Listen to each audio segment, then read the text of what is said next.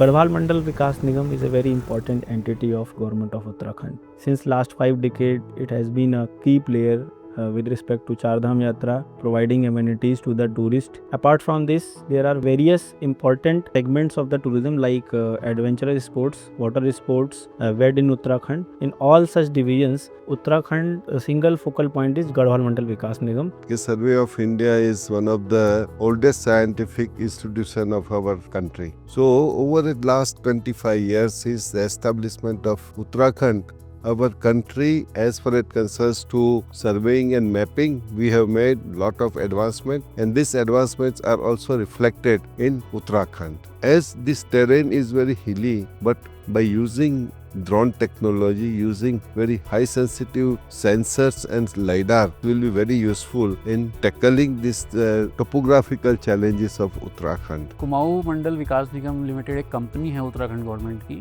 जो हमारा main business area है वो हमारे पर्यटक आवास गृह हैं। हम होटल इंडस्ट्री में ऑपरेट करते हैं, हॉस्पिटैलिटी में ऑपरेट करते हैं, साथ ही हम गैस डिस्ट्रीब्यूशन में ऑपरेट करते हैं। चौकोड़ी हमारी बहुत फेमस डेस्टिनेशन बन चुकी है, मुंशियारी बहुत फेमस डेस्टिनेशन बन चुकी है, बिनसर है, कोसानी है। इन सभी डेस्टिनेशन को प्रमोट करने में KMVN का बहुत बड़ा योगदान रहा है। हम जो लोकल कल्चर है उसको प्रमोट करना चाहते हैं। जैसे फोक कल्चर में नंदा देवी फेस्टिवल होता है, दशहरा होता है, वहाँ पर हम लोकल कुजीन को प्रमोट करते हैं।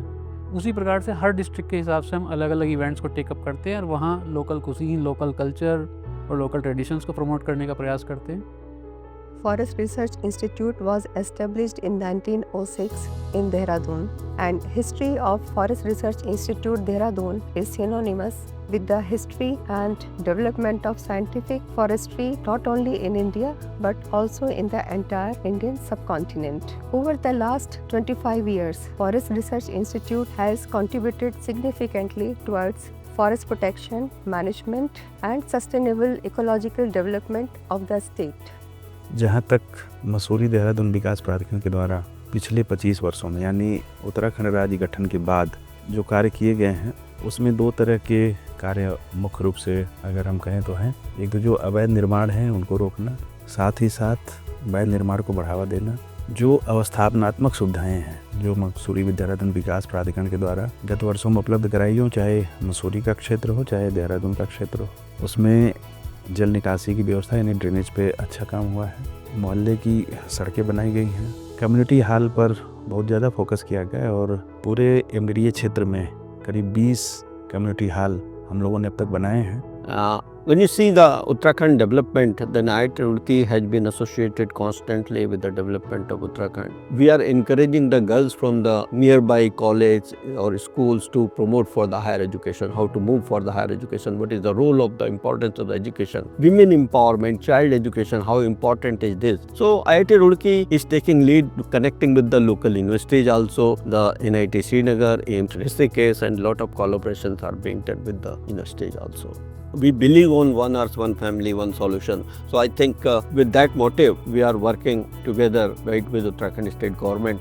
THDC India Limited was started with a single project organization for the sole purpose of developing not only the India's but the Asia's largest project, Tehri Dam project. It's been more than 36 years since then, and we have traveled a lot and made substantial progress on various fronts. THDC not only fulfilled the dream of commissioning the largest project of Asia that time without the external help, whether it is technical or financial.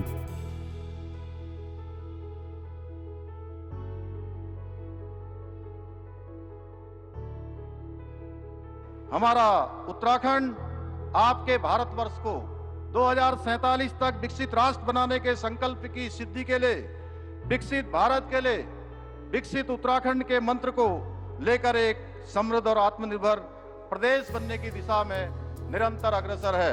हम सब मिलकर देवभूमि उत्तराखंड को सशक्त, समृद्ध और आत्मनिर्भर राज्य बनाने के अपने विकल्प रहित संकल्प को पूरा करने में अवश्य सफल होंगे।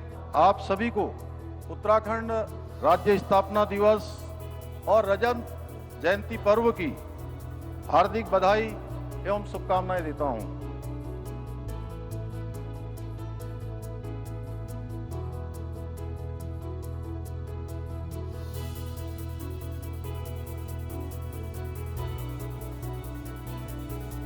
उत्तराखंड के सभी निवासियों को रजत जयंती समारोह की हार्दिक शुभकामनाएं देता हूं और मैं आपसे अपेक्षा करता हूं कि अभी से 25 साल के बाद जब देश आजादी के 100 साल मनाता होगा तब उत्तराखंड किस ऊंचाई पर होगा ये लक्ष्य अभी से तय कर लेना चाहिए, रास्ता चुन लेना चाहिए और इंतजार किए बिना चल पड़ना चाहिए।